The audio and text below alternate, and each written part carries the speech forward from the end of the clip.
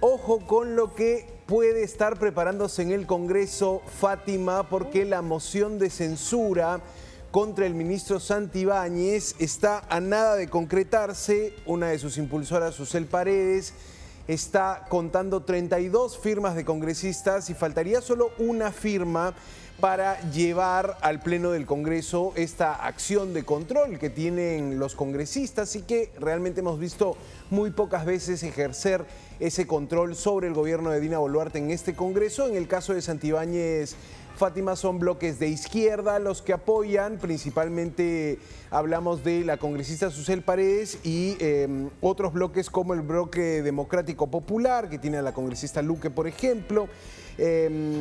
Renovación Popular y Avanza País se suman, no se suma por el momento ni Fuerza Popular ni APP y Perú Libre también se mantiene al margen, pero ahí está. ¿Y cómo se demoran, no, Santiago? Ni siquiera para decir que probablemente es que no se encuentran todos en la sede para poder hacer su firma, porque está la posibilidad de una firma digital contra o para apoyar esta moción de censura contra el ministro Santibáñez, que no se cansa de pelearse con la Fiscalía, por cierto, ¿no? Y también de interponer algunos documentos para evitar ir hacia el Ministerio Público. Eso que dices, Fátima, puede ser un poco la gota que termina derramando el vaso de los congresistas que hasta hace algunas semanas mantenían y querían mantener, estaban convencidos de que Santibáñez debía quedarse ensayando respuestas ante la delincuencia, ¿no? El ministro Santibáñez tiene 9 meses en el cargo y dos momentos importantes han dejado ver una falta de estrategia clara contra el crimen organizado. Los asesinatos de choferes del transporte público en septiembre del año pasado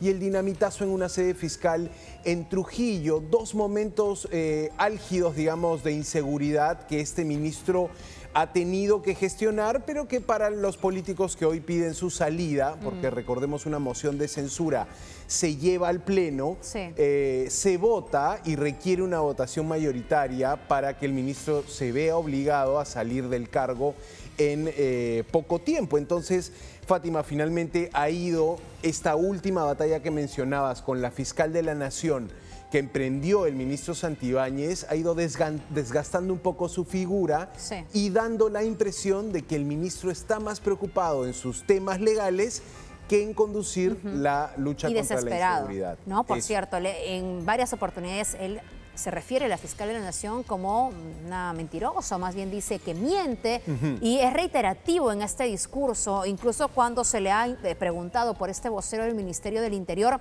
Él, como, la verdad, en un gesto hasta infantil o adolescente, dice, pero es que también el Ministerio Público tiene su vocero, ¿no? Poniéndose en la misma circunstancia. O la presidenta, ¿no? También menciona a la presidenta cuando hablamos de un ministro que debería estar además con otro nivel de discurso. Y además, Santiago, si no tiene ninguna situación que temer respecto de la indagación, respecto de, por ejemplo, la escucha de su voz, ¿por qué no acudir? ¿Por qué no transparentar eso?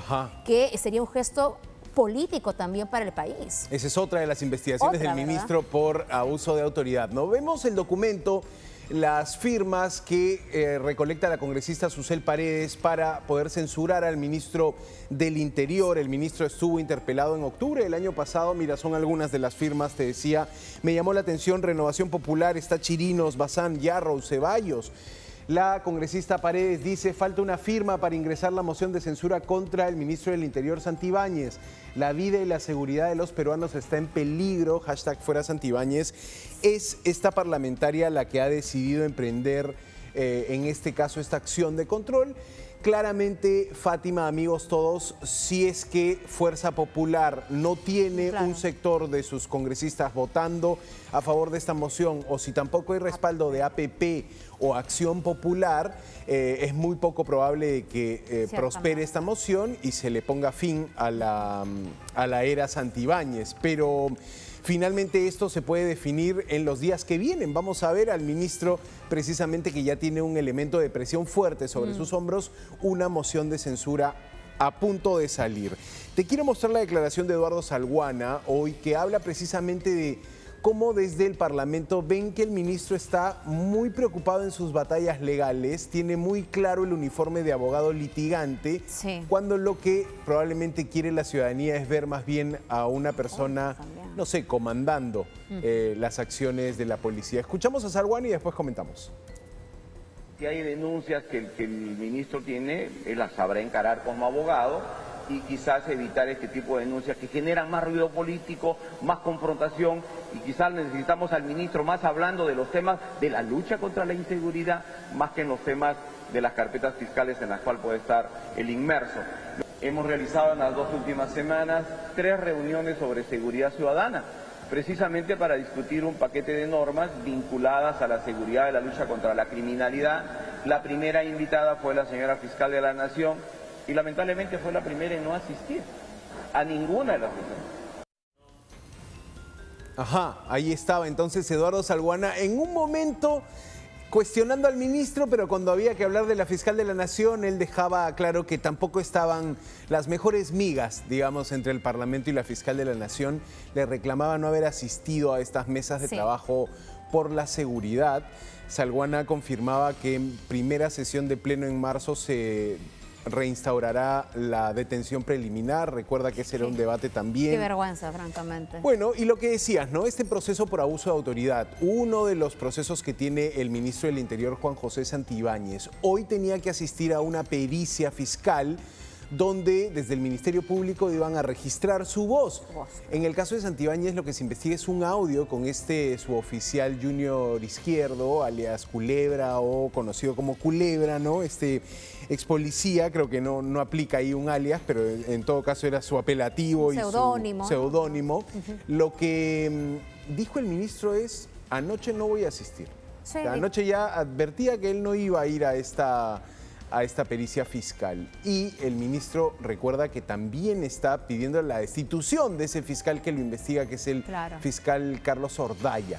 Ajá. Vamos a escuchar al abogado del suboficial Junior Izquierdo que dice: oye, quien nada teme, o quien nada debe, nada teme, ¿no? O sea, quien no se siente culpable, ¿por qué no asiste a una citación de la fiscalía en alusión al ministro? Vamos a escuchar al abogado. Se va a tomar la muestra de voz, se va a hacer una homologación de la voz del ministro del Interior, del investigado Juan José Santibáñez Antúnez. El que nada debe, nada teme. Aquí una de las dos partes miente. O miente mi patrocinado, o miente el ministro del Interior. Pero los dos no pueden mentir. Bueno, ahí estaba entonces el abogado de este suboficial, Junior Izquierdo, Culebra, lamentando que el ministro no se haya presentado, ¿no? El ministro está de espaldas, digamos, a este tipo de procesos, tratando de desmontarlos desde su pericia, desde su labor y desde su experiencia, pues, como abogado. Eso es cierto, y claro, ahora hablamos del tema de la pericia fonética, ¿no? De su voz, pero también hay que recordar que hubo un tema con su celular, que lo ofreció restaurado, ¿no? Como sin datos, como se fue entregado de fábrica, no quiso dar la clave del iCloud, y tantos datos que aportarían de pronto su liberación de cualquier responsabilidad, porque él lo que decía era que no era ni su voz, que no eran las conversaciones, ni que nada de lo que se estaba señalando en contra suya era real. Y tendría cómo demostrarlo simplemente mostrando también la información de estos chats o corroborando su voz, pero no lo hace, no intenta ni siquiera limpiar su imagen con los propios dichos y la corroboración. Simplemente se va con discursos, y decir una y otra vez que la fiscal miente, lo deja, me parece, en un nivel bastante infantil del discurso, y no parece un ministro. Tal cual, y esto puede ser lo que termine cambiando la percepción de aquellos congresistas que dicen: no, hay que mantenerlo en el cargo, está en plena guerra contra la delincuencia. Ver estos que algunos han calificado como un ex premier, el señor Luis Solari, calificaba de un error político que un ministro del Interior tenga un enfrentamiento tan abierto con la fiscal de la Nación. Trabajar de la mano. Te compras un lío y quedas muy mal ante la ciudadanía peleándote con la persona con la que supuestamente tendrías que luchar hombro a hombro contra los delincuentes. Pero Santiago, también vemos a la presidenta de la República que hace lo mismo. Cada que puede también le echa golpecitos a la fiscalía y finalmente avanza la delincuencia. También habría que preguntarse uno por qué Dina Boluarte mantiene al señor Santibáñez como ministro del Interior, pese a todo lo que se está investigando, pero además pese a también los resultados en cuanto a la criminalidad. Ese es el tema, y ese debería ser el fiel de la balanza, ¿no? Resultados. ¿Qué has hecho para poder decir que estás bien ubicado en ese cargo?